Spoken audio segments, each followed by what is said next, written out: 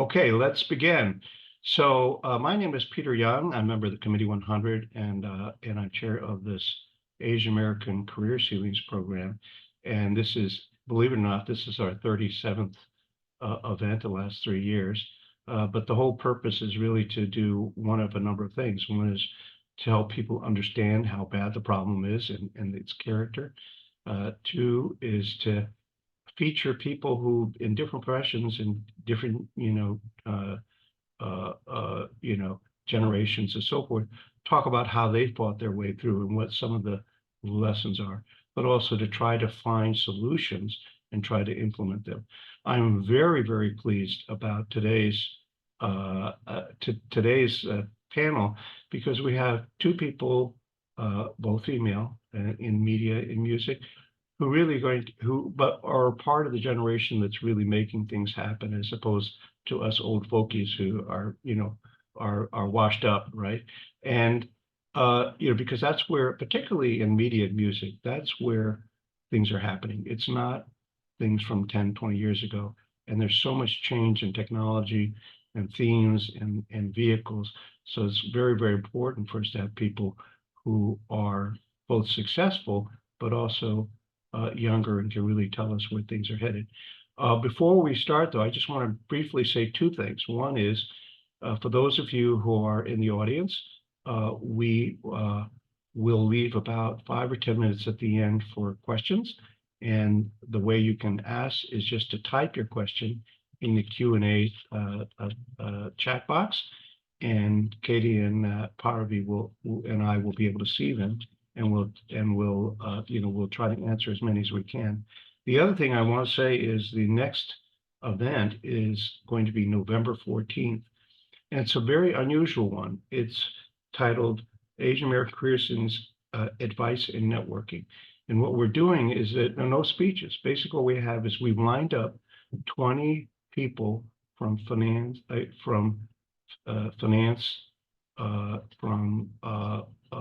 consulting and investing, and we have already 90 people signed up, younger people, young to mid-level people, and the whole idea is for those attendees to be able to sit down at a virtual table and meet these more experienced people and get advice. And the way it's set up is for the whole hour and 15 minutes, there will be different tables, virtual tables, and in advance, those people who signed up will have a list of all the people who are the experienced people who are going to be at the tables, and you can go from table to table and really just pick who you want to talk to.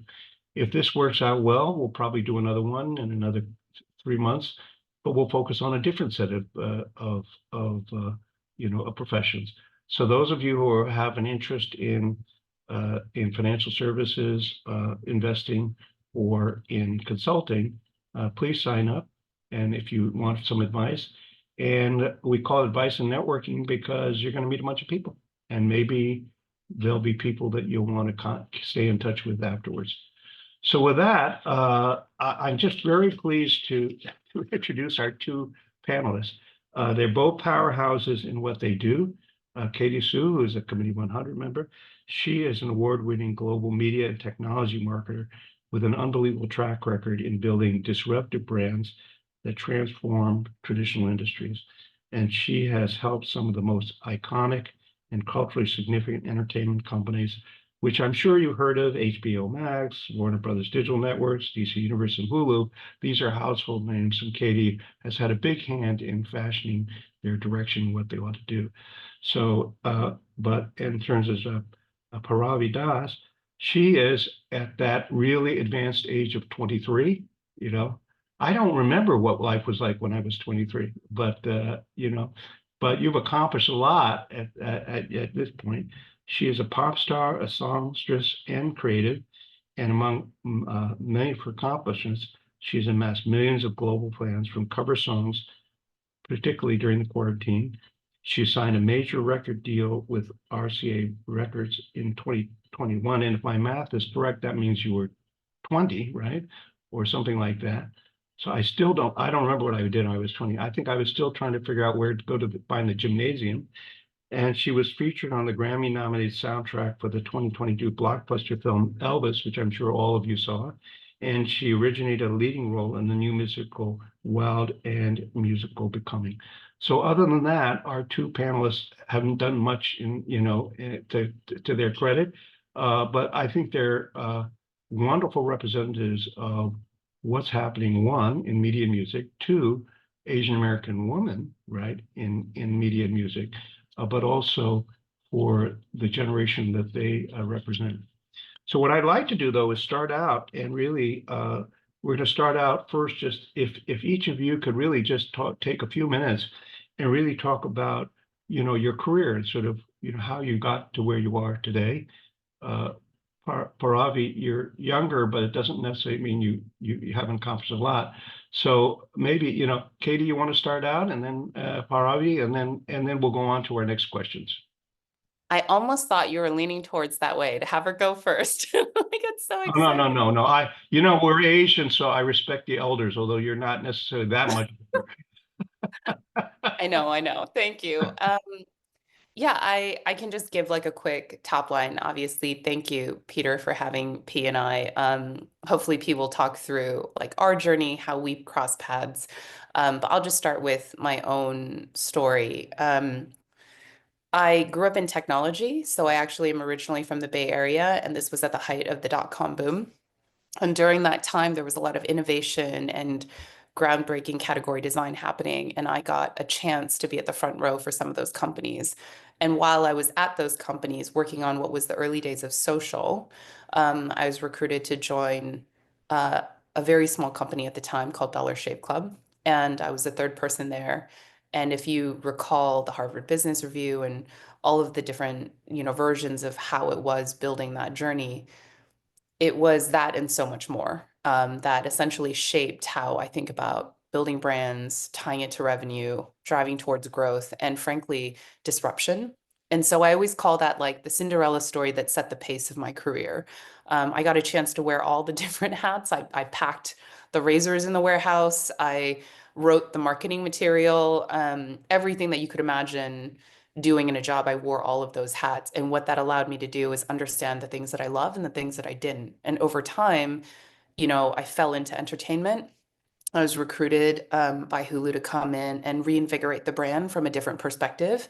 And I loved the challenge because they were seeking people who were not brought up in entertainment. They wanted people who naturally were disruptors to come in and rethink and rebuild the next era and evolution of media. And that obviously fit what I was seeking and looking for, and I found purpose in. And so from Hulu, my career then completely exploded into the media space. So I've probably marketed and shipped thousands of shows, film. Um, I transformed DC Universe, worked at Warner Brothers, covered a ton of content during my time. And the most exciting thing, I think, was one of the last chapters of that build was getting recruited to build what would become HBO Max. So I took over the HBO Now business, built it from its infancy stage up. And then from there, uh, did international AVOD launch and decided that maybe it was time to do something else. And in trying to do something else, I ended up back in media and music. Yeah, So here I am. But what's interesting about the career choices I've made and how I always think about describing it is it's always about the consumer and the fan first experience. Everything that we do really puts culture at the center of our businesses. And so being able to steward that in any capacity is a privilege. And I feel very fortunate to be able to do that in music now at Dice. yeah, that's great. Okay, wonderful.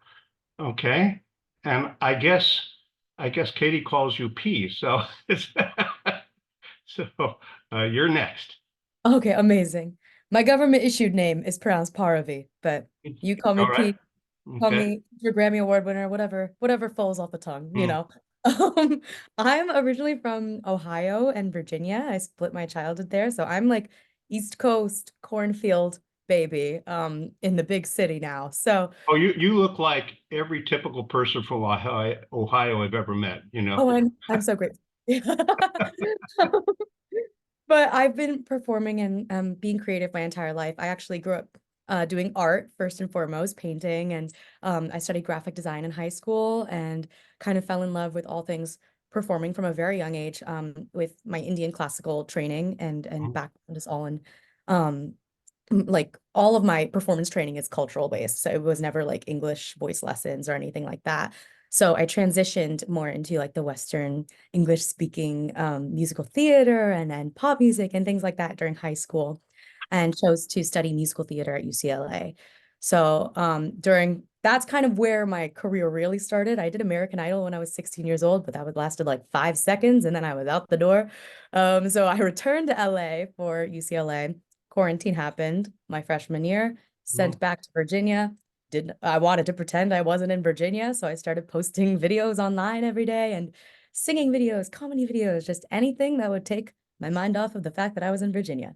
And slowly but surely, it kind of just quarantine changed my life in the most dramatic ways for career wise. I eventually continued doing sophomore year of college online. I found my way to HBO Max, which is where Katie and I actually met. Mhm. Um, and with my social media following and content creation and balancing that with sophomore year of college, I applied for an internship at HBO Max to run their TikTok account. I landed the opportunity with four other college students across the country, and we all worked remotely for like it was supposed to be a 6 week internship and it turned into like a year and a half of our lives. I made the best friends ever. I met amazing people like Katie Sue. And then during that time, my videos kind of took off into a different stratosphere. And while I was sitting here thinking like, oh, yay, cool internship and getting to do college, all of a sudden I had record labels knocking on my door, management, agents, like the world kind of took it to the next level. And I ended up 3 months into my internship, kind of walking away with a major record deal and representation in all corners of the entertainment industry. And quarantine ended, came back to UCLA, finished out my degree. I've been releasing projects ever since I signed. I'm about 2 EPs deep now, one original EP and one cover EP. And I was featured on soundtrack, doing a lot of different incredible, mind-boggling things that a little 16-year-old from Ohio never thought would be possible. But here I am today. I graduated college, yay, and I'm continuing to work on the next project and just honestly rediscover what it means to be an artist in this era, because even all that I learned and all that I thought that I knew from quarantine has been completely flipped upside down and scattered throughout the universe. So I think we're all in this really exciting phase of learning what's next and trying to figure out what wave to ride and how to get there. And that's why I'm really excited to be having this conversation. So thank you guys for having me. That's great. You know, it's very interesting because, some industries haven't changed that much, but probably I think both the media and music industries have been two of the most disrupted industries in terms of technology, right? Dramatically. So it's changed the nature of those industries, but it's also changed uh, what careers are like. But before we talk about careers, I'd be very interested in hearing both of you comment about, stepping back and look at the big picture, sort of how you think the music and media industries are evolving. And obviously it relates to careers and so forth, but how do you see that's evolving? Because it's dramatic changes the last 5, 10 years, right? Which both of you have experienced, right? And continue to experience. So either one of you can start and just say, how is it evolving and sort of where do you see it heading over the next couple of years? I can go first on Yeah. this one. Mhm. I think during the era that I started in media, that was the first era of original content, original programming on streaming. And that was such a groundbreaking idea, like who's going to watch that? It's not network programming, it's not appointment viewing. And so it was largely panned across the industry. Like it really wasn't something that people were excited about. You fast forward till now, it's almost the only way all generations are consuming content, Yeah. right? It's through an app, through a streamer, to a point where most studios who have resisted it, big brands who have resisted it, they finally had to get on board the train. And so if you think about the transition of that, there was innovation in the format, But Mhm. if you fast forward to where we are today, it's almost like cable 3.0, right? Now all the streamers are trying to seek advertisers. They're going back to appointment viewing because they realize they can't retain engagement for longer periods of time. And so you're sort of like looking at the pendulum swing back a little bit towards the other side of pre-innovation. And so the way that I tend to think about it now is, as these media companies and studios and streamers are trying to figure out what that next wave of innovation should be, the rest of the world has shifted their attention span and where they're consuming content. And so that makes way for, you know, people like P to actually grow and cultivate this incredible brand for herself. And so many other creators who are in our circle and our friends, they are able to create their own brand, own their own audience, own their IP, and never compromise that. I think there was an era where you could call it the golden age of content, where Right. you had a studio, you had writers, you had a middleman come in and tell you how things were done. Similarly, now in music and at Dice, we are the #1 independent ticketing service in the world. And the reason being is because we have upfront pricing and no secondary market. So if you are an artist, you would probably want to work with us because what you charge in your ticket is what you make as an artist. But that is not necessarily the case. So you have this entire industry across media that is consumed by this middle layer management. And I think what you're seeing now is the innovation to move away from that and more ownership, more IP ownership, more ability to use your own likeness and image the way that you see fit, and more control, especially in a world where AI plays such a part. So to me, I think that's probably first and foremost like how the media landscape has shifted. And I think it will only continue to shift and will only get more fragmented until only a handful of brands, truly like individual brands, like creators, they will be, in my humble opinion, like the titans of tomorrow. Yeah, and the people who see these changes and see it in advance are the ones I really respect. And it's rare for the entrenched leaders to see the change and then grab the change. There's one company that I have a tremendous respect for because the CEO at the time cannibalized his own business, knowing that things were going to change, and that was Netflix. Because as you remember, Netflix, they mailed DVDs around, right? Right. First they mailed VHS tapes, and then they mailed DVDs. And then the guy was a CEO at the time. He came to realization that bandwidth and streaming video was going to take over. So he cannibalized his own business and said, I want to try to be the leader in streaming and get ahead of other people. He got heavily, heavily criticized. People said, you're insane. You're the dominant, mailer of DVDs around, so forth. Why would you do that to yourself? But the reality is, he as a result became a leader in streaming, right? And an example of someone who at the same time made the opposite mistake was Blockbuster Video, right? It's exact same time. They just weren't mailing them, but you could go in the store. They never figured it out, right? So, but Katie, what you're saying is right, which is it's generally the rule that the entrenched people don't get it, right? That they react very, very late. So P, from your side, where do you see the music business heading? What the trends are, and obviously you've been a beneficiary of that. Oh, stop it. Um, I actually really, I'm gonna jump off of what Katie said about the pendulum. I think that is what has been like moving around my little brain about when thinking about how the industry is changing and everything. And again, I'm very still like a baby in general, but also like in the industry, I'm still very new, of like 3 years like professionally working. But I did get to be at the forefront of the most recent insane shift in the music industry, which was TikTok and which was social media and discovering artists from social media, signing them, and then trying to figure out how to create a longevity career for those people, and how to separate influencers from artists, like all of those questions that came up when everybody turned to their phone during quarantine.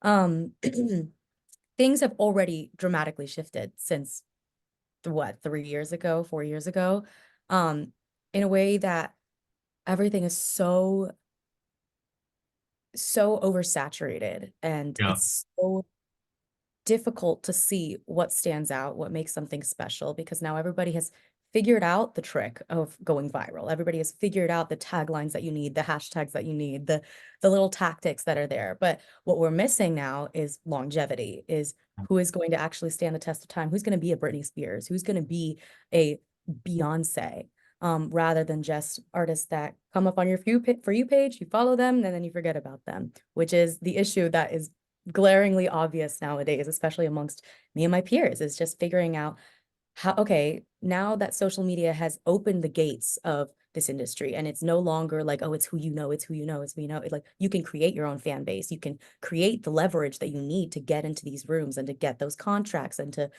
play the field, do all of those things. But if everybody is special now, then how are you special?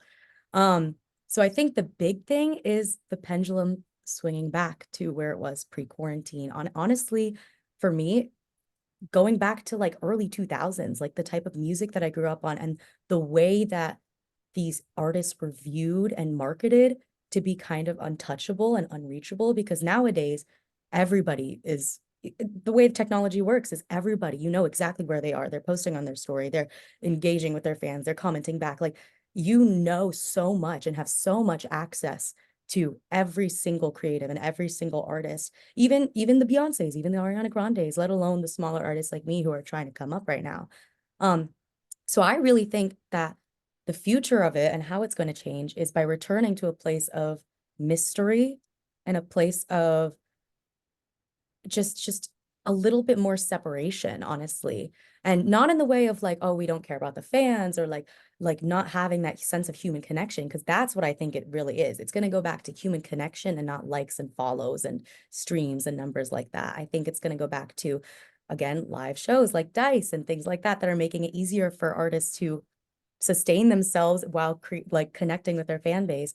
I think it's going to be less about the number based of like, if you get 1 million streams, then you've made it. If you get like 1 million followers, then you've made it. It's going to be, okay, maybe we need to be a little bit more mysterious online, take a step back from that, not be as accessible, so that we can focus on creating art that is truly authentic, truly amazing. And I'll talk about that later, about incorporating culture into authenticity and how I do that with my music, because I think that's also a very interesting thing to discuss.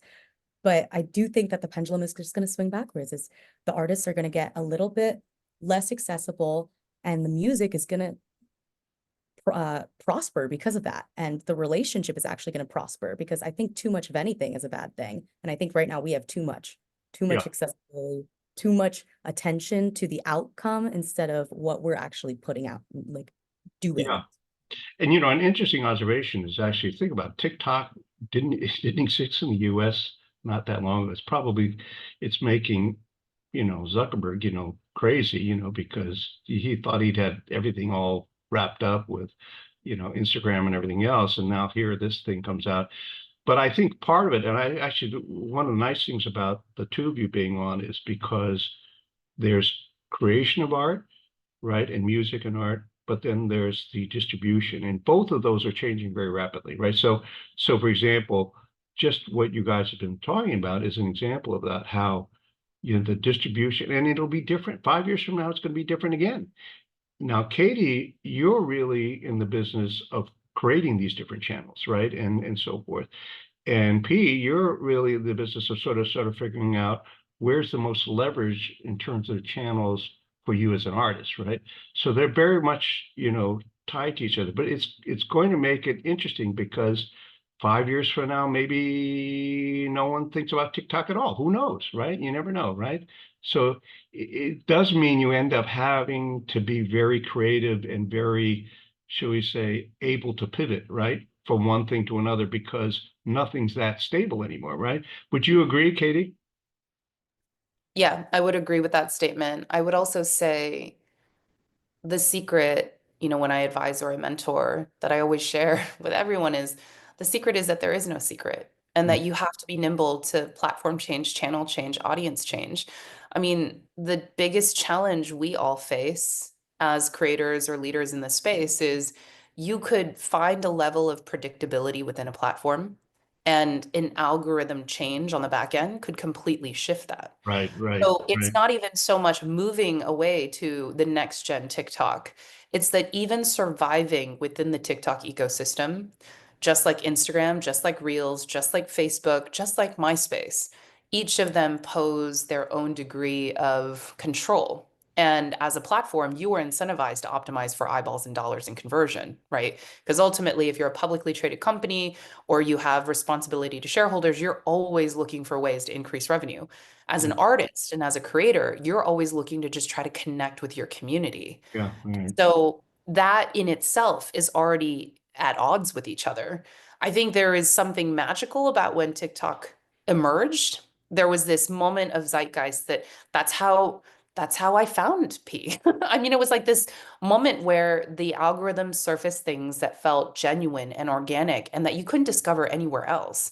I mean, I fall down TikTok rabbit holes all the time because I feel like certain topics, I will learn more about them through more dimensions than I can anywhere else because it's not surface level. You get real people, real opinions. But I would argue that that's probably not the case now because to P's earlier point, there's an oversaturation of material and there's a lack of curation.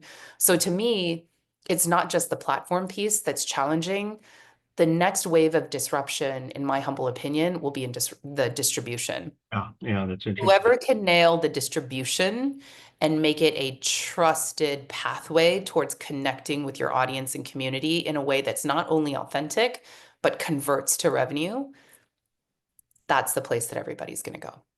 Now I'm going to switch from the big picture now to more the issue of Asian Americans and Asian American women.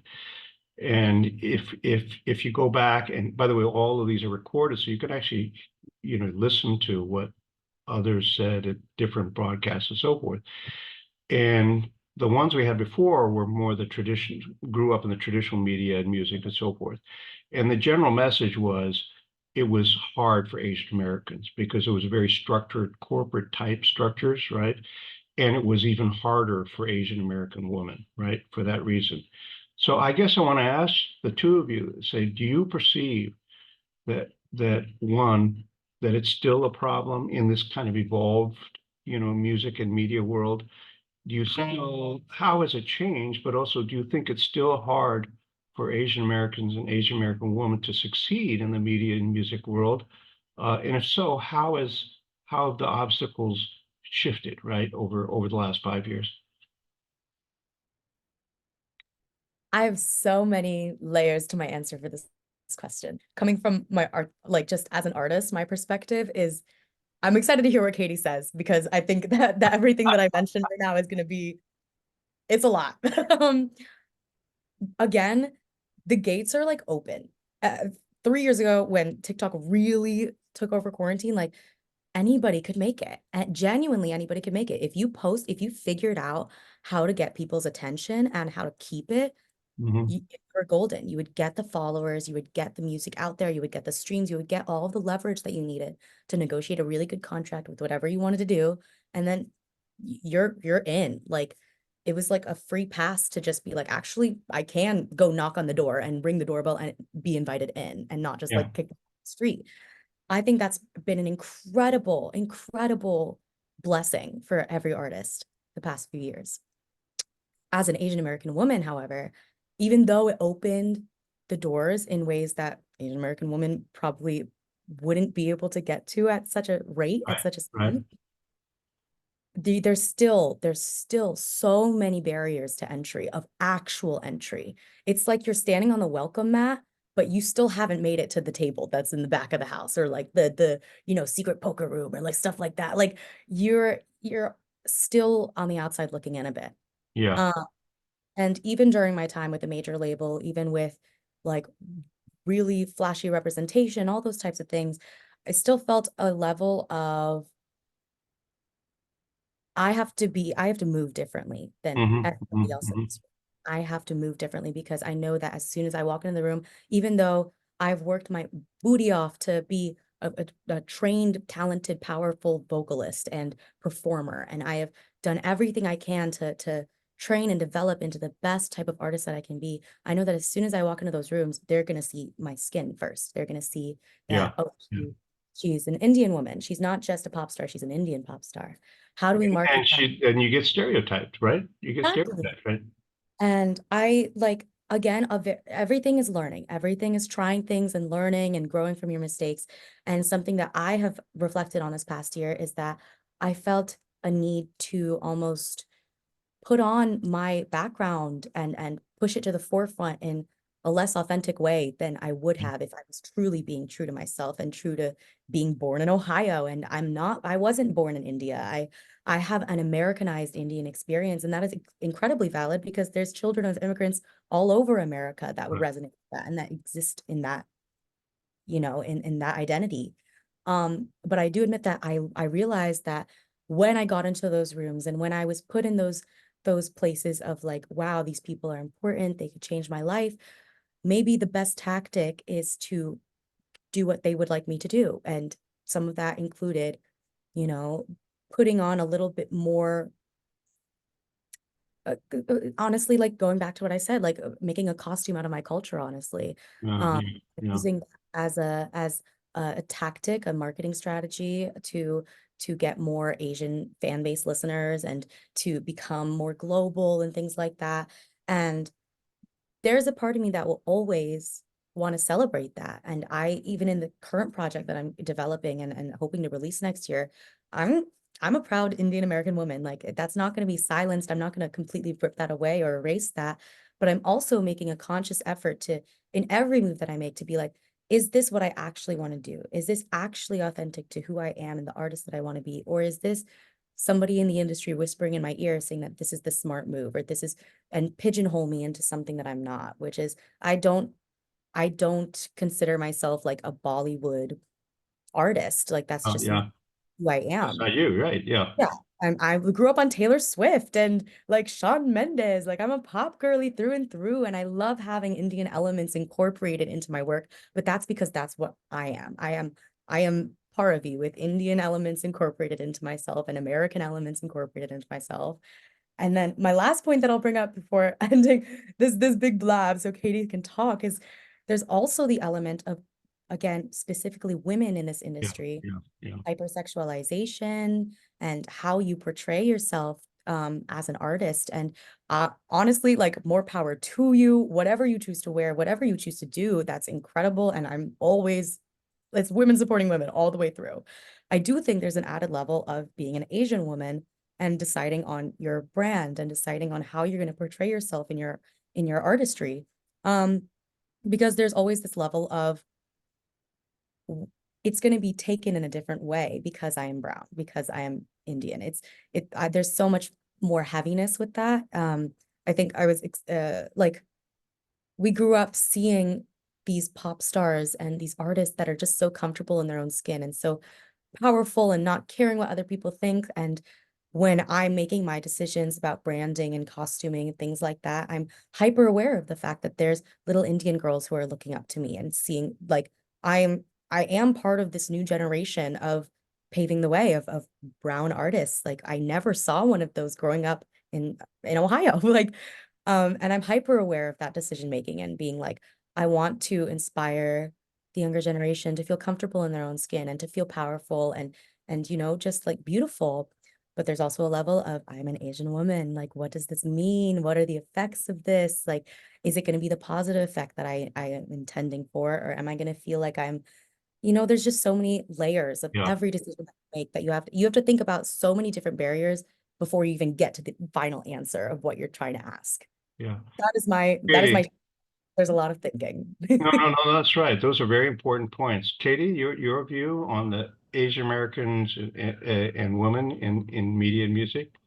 I think I've been an artist in the past, and there's such a responsibility to both understand the artist experience, like P is describing, as well as the American experience and bringing a level of authenticity of who we are to the workplace. And for a long time in most of my career, I would show up as Asian American, culture kid. I've lived abroad. I speak fluent like Chinese. I read and write it, and I've always just had that as a part of my identity. I've never suppressed it in any sort of way.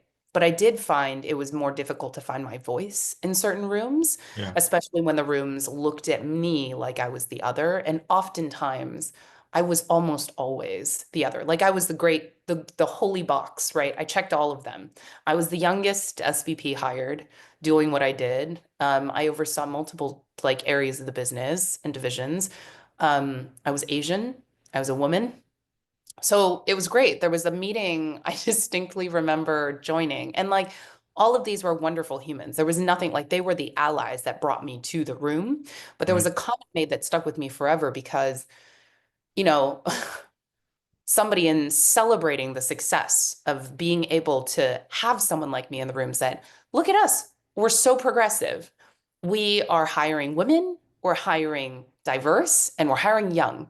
And I look around the room and there's only one person who fits that box, and it's me.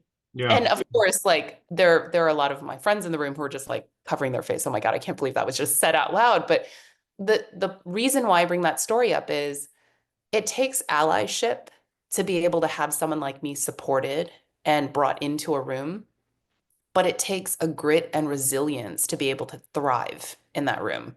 Now, And those, do you consider yourself, you've been very successful. Do you consider yourself an exception and that you were able to succeed in spite of, stereotypes and so forth? And if so, what allowed you to be an exception? I mean, because my perception is that even in this more modern media and music world, that still Asian Americans and Asian women are having difficulty, right? But you yeah. succeeded. So do you perceive that, that there was something, whether it was maybe a special mentor or whatever it may be, that helped you pull you up, more than what has happened for Asian American women? I'll answer your first part of the question first. Yeah. I don't want to believe that I am the exception, Mhm. but I have to factually say that I probably was during my era. Yeah. And as much as there was a lot of support, and P knows this from the team that I hired, that is why I sought to hire people who looked like the shows and the movies we were marketing, because I knew my investment in opening the door would allow them to become the next generation of leaders who are still in those positions today, driving that next evolution of change. So am I the exception? I really hope I wasn't. But did I make the change to ensure that I wasn't the exception going forward? Yes. But I think that that is a big part of championing the things that you believe in. Like when I was in the room trying to get content and people and showrunners pushed across the finish line that I believed stories should be represented, it was hard. It was totally hard. And I had the data, I had the receipts, I brought everything to the table. And still, it was like, well, these things might not sell. And by the way, that's from a group of people who understood why it was important to do it. And still, it was hard for us to get those things across the finish line. An example that I can probably share more of now was Warrior. It's a show from a dear friend, Shannon, and it meant a lot to me because I grew up in San Francisco. My father grew up in San Francisco during that era. And so there's a lot of like pulling of that heritage to me that was an important story to tell. And it was an Asian American experience, right? A Chinese American experience. And for all the reasons why it was an incredible show and all the reasons that it should have been greenlit, the process to get that across the finish line was painful. And I remember when the height of the Stop Asian Hate was happening, there were all these different, groups and leaders talking about donations. And my simple advocacy statement was, you can donate to every organization or as one of the most powerful platforms in the world, greenlight our stories so that we can see representation on screen. That would be infinitely more valuable to the community and to me. And if you can do that, then that demonstrates to me that you actually care and that this isn't just a checkbox exercise. And it took all of that and the community and our friends and all these individuals who are working behind the scenes to get that show across the finish line. So, not to say that it's impossible to do, but there are times that things like that feel impossible, even though they're the right thing. So, are the rooms still like that today? I'm not sure, but it doesn't change the work that P and I continue to do. And like, there was something that P actually did that I thought was powerful, and you didn't even mention it in it, was when I met her, she had told us her name was Paravi Hmm. because it was an easier way to pronounce the name. And I think in a lot of ways that is a part of our own heritage and our experience, is that we walk through life and the world trying to make it a little bit easier for people to experience us and who we are as humans. And at some point, P was like, no, that is not my name anymore, and you will learn to pronounce it. And she taught, like through her social channels and through her artistry, that you have to say Paravi. And Hmm. that became a big part of that journey for her. And so I think there are many people like us who are in the corporate world. We are the conduits, or we're the artists and creators. We are trying in our own little way to shape that narrative and dialogue as much as possible so that we are not the exception in our community. Yeah. What's interesting, an observation though, listening to the two of you, is I can't help but think about one big picture principle, which is you can try to go through the traditional routes and the traditional companies and the tools you need to have to succeed as an Asian American are one set of tools, right? Very heavily, you have to have mentors and things to pull you through this very more structured system.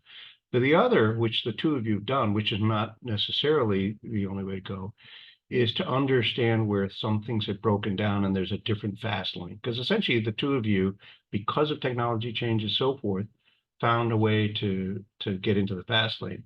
You know, that in strategy, I used to do strategy at Bain. One of the things was it's a lot easier to take market share in a high growth market where the technology or the structure is changing than to take it away in a low growth market where there are a lot of established players. So that's a good analogy, right? So you guys have taken market share in part because you recognize you went where, you know, there was the growth and there was a structural change, right? Which has risks, but has a reward that you have a better chance of breaking through, right? And it doesn't mean that that's what everyone in the audience should do, right? Because maybe what you really want to do is going to be a traditional corporate other structure, but it's something to think about, right? You know, when you think about, you know, your career. So I'm going to switch a little bit before we start to open up to questions, which is a lot of the people who are on, you know, they're on because because they themselves want to succeed, right? And obviously they're interested in media and music. And by the way, some are women and some are not women, but that's okay. If you're not female, you can still listen to this. What advice would each of you give to the people in the audience uh, who are Asian American about how to pursue careers, you know, in media and music and how to succeed? You know, of course, beyond just being very talented and, you know, having a lot of energy, which is important no matter where you're aiming your career. But what advice would you give? Parovi, what you want to start? Sure. Um, I think this is a glaring example of what advice I would give is connect with other people who understand you and like Katie has served as such a mentor for me for the past however many years it's been since HBO Max, like just even getting me on an opportunity like this, like literally.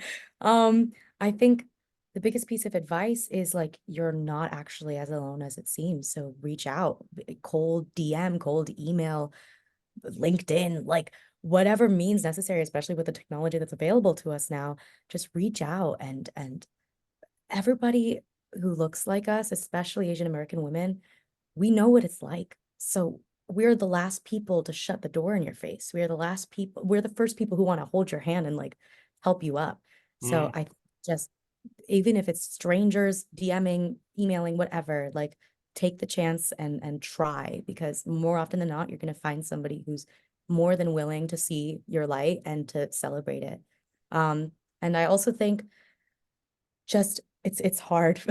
Like I don't have all the answers. I am still grinding and trying to figure it out and trying to figure out what the next landscape is going to look like. And I think the biggest thing you can do to ensure your peace and joy during all of this is to know your values and to really spend some time knowing exactly what you want out of this life and what's important to you and just sticking to that as your direction. Like what we're trying to, if my direction is west, I'm trying right now to figure out how to go west. Like that's what's guiding me, is like if west is family and friends and creating music that I would want to hear if when I was a little brown girl with nobody who looked like me on the screen, that's the direction I'm going in. So figure out your direction, hold on to that, and know that there's other people who are willing to go that way with you. Yeah. Katie, what's your advice? I, By the way, I'm going to write it down in case it applies to me. I I agree with a lot of what Pia said, and I would say I can give you just a tangible example of advice that I took even for myself is um, if you don't find a room that fits what you need, go build one. Like Mhm, one of the reasons why I co-founded Asian Women Empowered Awe was mhm, because I didn't have a room for people who had my lived-in mhm. experience. You Right. know, I was younger, I found success. I didn't have a really strong support system in that way. I had multi-generations of support systems from various like incredible leaders. But for somebody who truly walked through my own path and experience, I'm one of few because we are the ones serving as a mentor to many of the mentees, and we like broke down the door and are doing everything to keep it open. And so I think have the courage to not be afraid to start your own room and build your own table and to make your own group, because that's actually how you find people who are like yourself. So whether it's DMing, creating community, or cold calling, find people who you aspire to be like. Get the mentor, take the advice, and ask the questions, because honestly, there's really no bad outcome, right? Like in the end, maybe the mentor is like, I'm just too busy, I can't take you on, but here's this amazing person that you should speak with. I think all of it is just like a lead generation exercise for yourself. But more importantly, I equate, actually, most people who have ever heard me talk know that I equate most life lessons in business to dating because it's such a like easy principle to understand. And so, like, think of business and think of trying to find success as a woman like dating, right? If you go and you meet a company or a person or a mentor and they don't fit what you're looking for, you're probably not going to date that person again, right? So, why would you put yourself in that position to continue down the path? So, I think having those experiences is not a bad thing. It just teaches you what you need in a relationship. And therefore, it distills down the principles of your own purpose and direction and what you're seeking. And that in itself is a lesson that all of us need to do and exercise continuously, because it's the only way that we all continue to grow. Like, even for myself, I have these moments where, it's wild. Like, I'll look over at my husband and I'm like, oh my God, I feel like I'm not doing enough. Like I could Yeah. do more and I could contribute more here. And maybe if I find time here. And then like his response is like, shut up, just Yeah. stop. And I think it's like allowing ourselves to also sit in our own power and realize that if we are already contributing to the community in meaningful ways, continue down that path, continue to build on it, continue supporting it, and open those rooms and doors for others, but be proud of that as well, I think. Because often as women, we are constantly like the imposter syndrome hits us as well. And so you have to find ways to defeat that voice, suppress that noise, keep your North Star and purpose, and then all along the way, build and learn. And then I think you have your own blueprint to success. Well, I'm going to tell you a secret, the two of you a secret. Well, I guess there are a bunch of people who are going to hear this secret, but I have a connection with music because I actually, when I was growing up, was seriously in music. I wrote music, I performed, I sang, I played the guitar, whatever, all the way through college at Yale, and then afterwards. And when I moved to New York and I was working for a CPA firm and I was getting a master's in accounting, I would play down in the village, at places like they're all gone now. Like the bottom line, they're all gone, but gone. And I had one of these aha moments because at one point, I won a gig, and I told the guy, well, I can't perform on Tuesday, Thursday nights. He said, why? He said, well, because I'm getting a master's in accounting. And he said to me, he said, I obviously hired you because I thought you were a good musician, but you've got a choice you've got to make. You cannot do music seriously and you can't do whatever it is the CPA thing seriously. So you got to choose. And, by the way, I still am in a band today, which most people don't know. And we practice. And fortunately for mankind, we don't perform to the public. Otherwise, the world would be a worse off place. But, it's a lot of these choices, right? And the tough thing about, choosing wisely, right? Because like the music and media world are both very competitive, right? And if you don't put all your energy into that, it's going to be hard to succeed, right? And so I think that's, very, very important. So let me ask if in the audience have any questions. I see nothing in the Q&A, or you can raise your hand and I'll call on you, bring you on the stage and embarrass you. So does anyone have a question for any of our panelists? Well, we got a lot of people. They just thought they're they're bashful, right? Oh, by the way, that dating analogy. So, Katie, you're married. Please don't date. Okay. Your husband really appreciate it. Don't tell him that you're thinking about dating, right? By the way, one other thing is that, part of what I think is powerful about what you do is that you look around and you figure out where the avenues are, what are the fast lanes and so forth. Because the reality is, if you don't do that, right, you may go down the slow lane, right? And clearly, a few years from now, who knows whether TikTok is going to be around? We don't know, right? And although, by the way, I have concluded that I run an investment bank, I concluded I cannot use TikTok to get business, by the way. So CFOs and CEOs do not use TikTok to hire investment bank. Never use TikTok Shop? I'm sure if you get a discount code, like it's got to do something. Yeah, that's right. Do you have any? Well, we have one question here. All right. Okay. All right. Here is a question from actually a very important person, Henry Tang, who's a Committee 100 member and one of the founders. He said, "Have you sought the advice of veterans in your field, and have you found that to be helpful in your careers?" Yes. I think you have to, because while maybe the set of experiences they went through are different than your own, I think just having somebody to lend an ear and also just be a thought partner is super helpful. Like, I've had so many girlfriends just stand by my side as I went through the HBO experience. Mhm. The good, the bad, the highs and the lows. I mean, launching a service in the pandemic was incredibly hard.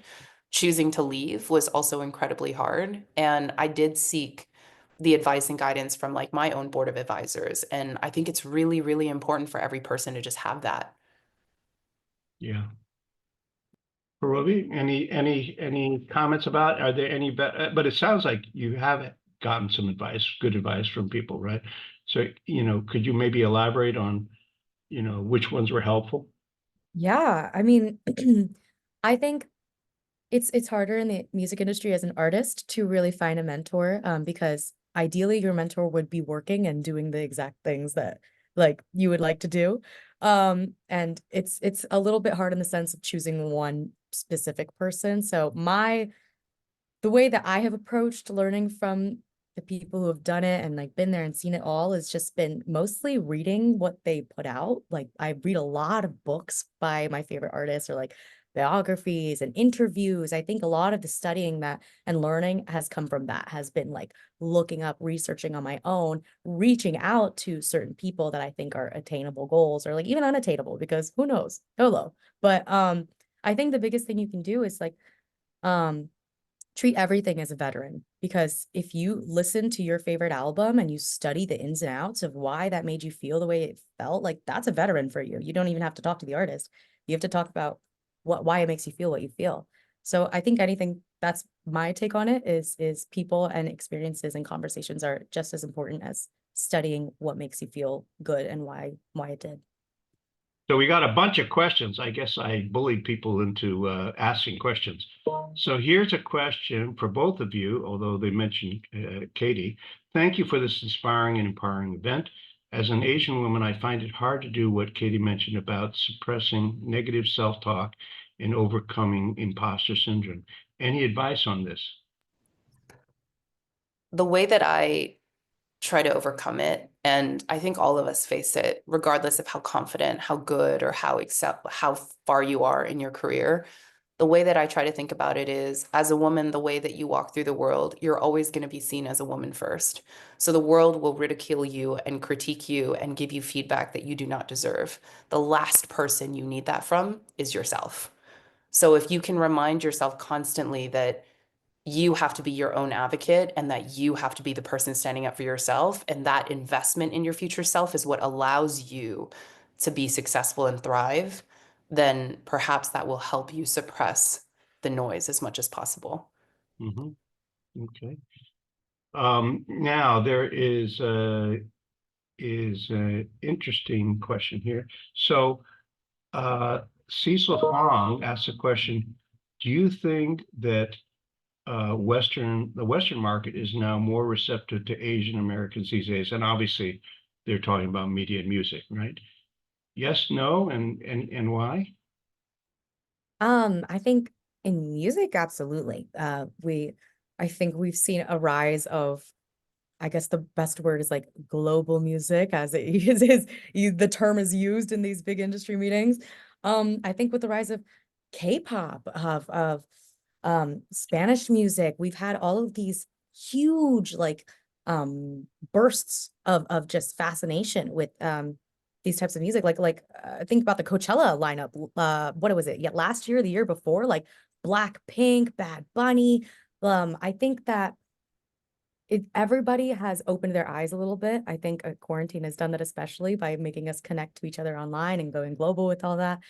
And I do think that Asian Americans in music, specifically from Asia, and also Asian American, like from obviously America, I think across the board, it's been more open arms than ever.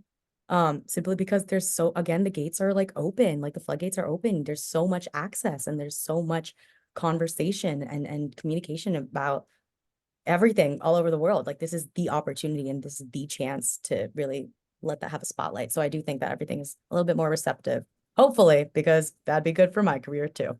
And adding to that, as a kid who grew up with like J-pop, K-pop, Cantopop, and like living in that fast culture of watching that music change, it was always about bringing Western culture into the music. And for the first time, I actually see so much more music pulling from Eastern culture. And I think that it's such a beautiful way to share in our experiences. Like, you know, we both wore like outfits that, showcased our culture at recent events. And I think that that's such an important thing because it like, if you think about media and music in general, it's the fastest way for somebody to truly experience an emotional feel of your heritage. And so I do think there is much more receptiveness to it. And I would say, this was in the Asia Society Southern California Gala speech last year. It's hard. I'm not entirely sure if that is the case now, but I do think we are experiencing an Asian American renaissance, whether it is in film, TV, or music. I don't think there's a shortage of it. I think it's how we keep it consistent so that it continues to be a part of our natural cultural story. I think that's the piece that we're all working on. Yeah. By the way, speaking of, film and so forth, right now, if you're in New York, there is a Broadway show called Yellowface that David Henry Wong wrote. It's a revival one that he did way back when. I saw the original. I saw that it is really excellent. It's worth seeing if you're in New York, because it really does examine this issue of how society thinks about Asian Americans and how for a long time they would cast, whites as Asian American in Asian American roles, and then how, you know, also explores how Asian American think of themselves and so forth. And then he has a opera for the first time that is playing at the Metropolitan in the Met Opera called Ina Damar. So, which never would have happened, right? 10 years ago. So encourage people. Now, there's a very interesting question here, and it's not about Asian Americans, but I think it's an interesting question, so I'll repeat it. Michael Kerr asks, what might be the impact on the media and music industries of the election result, which I assume they're talking about last night's election, and the potential implications for any and all DEI-related initiatives? It's a little unusual question, but I thought, why not? You know, it's worth raising, right? Any comments? Or is it hard to tell? Go ahead, Katie. You go first. I think to unpack the question, you have to think about what DEI means. What we are trying to do is not be just a DEI initiative. We want our film, TV, and music to be so much more than that. So mainstream, normalizing it, sort of the Crazy Rich Asians effect. So I don't necessarily think about it through the lens of DEI. For me, in any sort of cultural moment like this, arts thrive, music thrives. And so it's just a matter of how much conviction an artist or director, a writer, a musician has to create pieces that resonate and break down borders and barriers. And I think that that's sort of where we are right now is what is that piece of media and culture that we can leverage to unite humanity in a certain way? And that's existed historically until now. You just see the arts and culture thrive during these moments of, volatility. And so I don't look at it from a place of, suppression of the arts. I actually look at it as each of us in the room who are privileged enough to be in the room, each of us who can create, it is our actual responsibility to probably show up stronger than before and put forward art that creates momentum for progress and change. Yeah. And sadly, on one hand, Katie, I think you're right, which is that there's more and more diversity in the media and music and the arts, and more of an acceptance of Asian American music, arts, etc.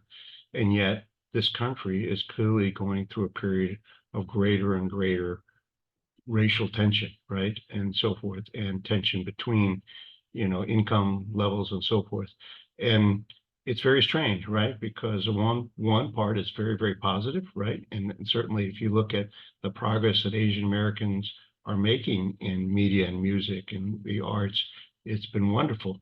Yet at the same time, we have this increase in racial discrimination and hate, etc. It's almost schizophrenic in a way. Paravi, you have the last word. Now we have all these questions, which I will then send to the panelists to try to respond to. But since we're running out of time, Paravi, you get the last word. Oh gosh, I'm so honored.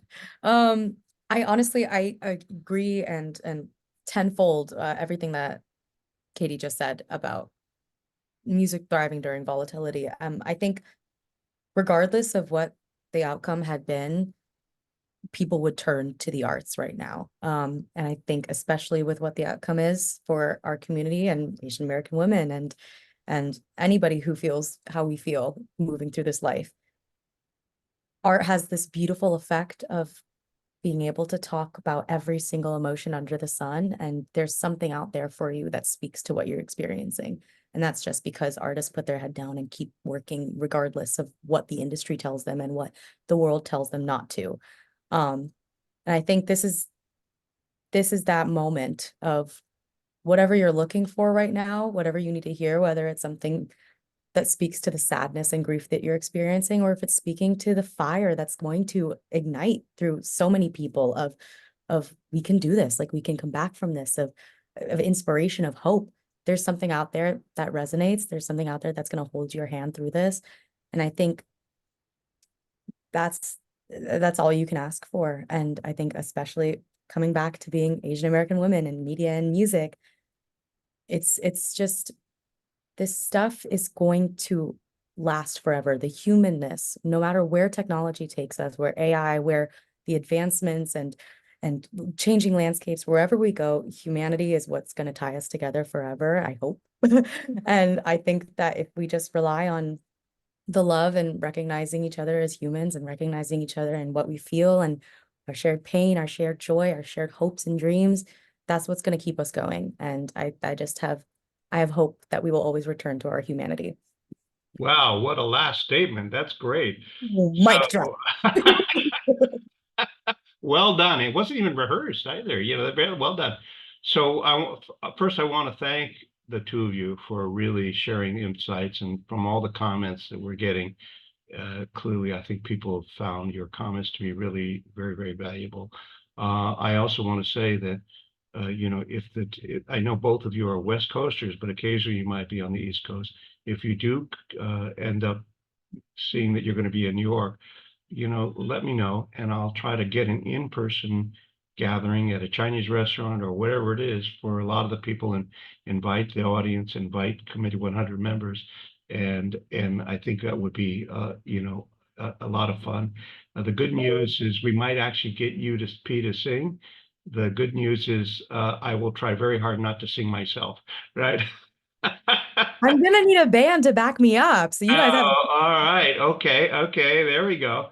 And the last thing is I do want to encourage all of you who are pursuing careers, possibly not in this group, in finance, investing, and consulting, that November 14th, we're going to have this very, very interesting format where you're going to be able to go from table to table and talk to experienced people and get advice and maybe pick up a mentor. So if that's the case, maybe the intersection between finance, consulting, and investing and media and music might be very narrow, but you never know, right? I'm intersected, so maybe it would work.